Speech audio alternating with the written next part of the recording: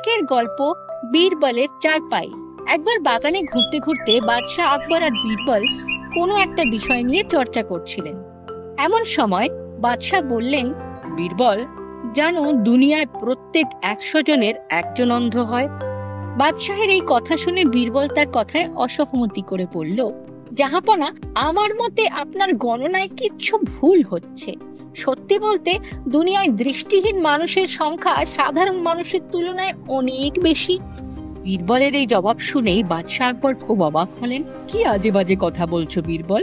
তুমি আমাদের চারিদিকে তাকিয়ে দেখো, সাধারণ মানুষের সংখ্যা কত বেশি। এখনই তুমি বলছো দৃষ্টিহীনদের সংখ্যা বেশি। বাদশাহের এরকম বাণী শুনে বীরবলের মনে ঠেস লাগলো, আর সে ঠিক করলো যে সে এটা প্রমাণ করেই ছাড়বে যে দুনিয়ায় অন্ধের সংখ্যা সাধারণ মানুষের থেকে অনেক বেশি। তারপর কিছুদিন কেটে গেল, আর একদিন বীরবলের মাথায় একটা বুদ্ধি এলো। সে দুজন মুনিমকে নিয়ে বাজারের দিকে রওনা দিল।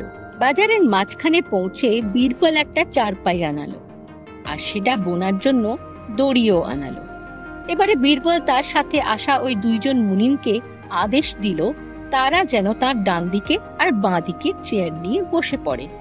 এটাও বলল যে ডান দিকে বসে থাকা মুনিম যেন রাজ্যের সমস্ত অন্ধদের নামের সূচি বানায়, আর বাঁ দিকে বসা মুনিমটাকে বলল রাজ্যের সাধারণ মানুষের নামের সূচি তৈরি করতে।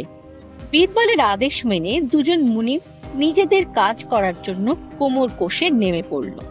এবার বীরবল চারপাইটা বানাতে বসে গেল।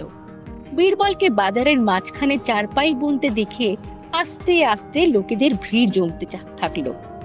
সেই ভিড় থেকে একটা লোক নিজেকে আর আটকাতে না পেরে বীরবলের কাছে এসে তাকে জিজ্ঞেস করলো, আপনি এটা কি করছেন?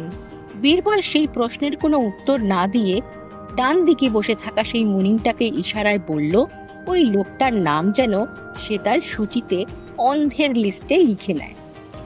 যেমন তেমন করে সময় কেটে যাচ্ছিল। আসা যাওয়া লোকেদের সংখ্যা বেড়েই যাচ্ছিল, আর লোকেরা তাদের উৎসুকতা শান্ত করার জন্য বীরবলের কাছে এসে তাকে জিজ্ঞেস করছিল সেটা কি করছে। এর সাথেই বীরবল তার ডান দিকে বসে থাকা মুনিমকে ইশারায় সেই মানুষটার নাম অন্ধের দলে লিখে নিতে বলছিল। তক্ষুনি হঠাৎ একটা লোক এসে বীরবলকে জিজ্ঞেস করলো, এই এত রোদে বসে আপনি চারপাই বুনছেন কেন? তাও বীরবল কোনো উত্তর দিল না, আর বাঁ দিকে বসে থাকা মুনিমটাকে ওই লোকটার নাম সাধারণের দলে লিখে নিতে বললেন। এইরকম চলতে থাকলো, আর ধীরে ধীরে সারাটা দিন কেটে গিয়ে সন্ধ্যা হয়ে এলো। বাজারের মাঝখানে বীরবলের এই চারপাই বোনার খবরটা বাদশাহ আকবরের কানেও পৌঁছলো। আসল ব্যাপারটা দেখার জন্য বাদশাহ বাজারে পৌঁছে গেলেন। উৎসুকতার সাথে আকবর বীরবলকে জিজ্ঞাসা করলেন, বীরবল, তুমি এটা কি করছো? বাদশাহের এই প্রশ্ন শুনে বীরবল তার ডান দিকের মুনিমটাকে আদেশ দিল অন্ধের সূচিতে বাদশাহের নামটা যোগ করা হোক। বীরবলের এই কথা শুনে আকবর খুবই আশ্চর্য হলেন। বীরবল, আমার চোখ সম্পূর্ণ ভালো, আর আমি সবকিছু পরিষ্কার দেখতে পাই, তাহলে আমার নাম কেন ওই অন্ধের দলে লিখতে বলছো? জাহাপনা, আপনি দেখতে পাচ্ছেন যে আমি চারপাই বুনছি, তাও আপনি এভাবে জিজ্ঞেস করছেন আমি কি করছি? তো জাহাপনা, এরকম প্রশ্ন তো অন্ধেরাই করতে পারে। বীরবলের উত্তর শুনে বাদশাহ আকবরের বুঝতে আর বাকি রইল না বীরবলকে কয়েকদিন আগেই বলা কথা প্রমাণ করার জন্যই এরকম করছে।